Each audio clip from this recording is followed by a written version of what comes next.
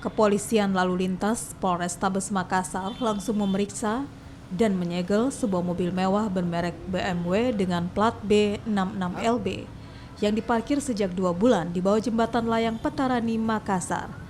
Dari hasil penyelidikan berdasarkan nomor plat mobil berwarna hitam ini, diketahui pemiliknya beralamat di Jakarta. Untuk saat ini, polisi masih menyelidiki mengapa mobil ini diparkir di jalan dan dugaan sementara pajak kendaraan mewah ini belum dibayarkan. Kini polisi lalu lintas dari Polrestabes Makassar masih berkoordinasi dengan polisi lalu lintas Polda Metro Jaya Jakarta.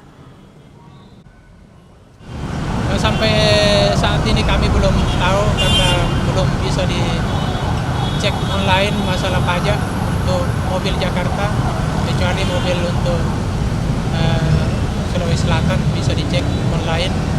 Jadi kami belum tahu persis apakah pajaknya menunggak atau tidak, atau sudah terbayar.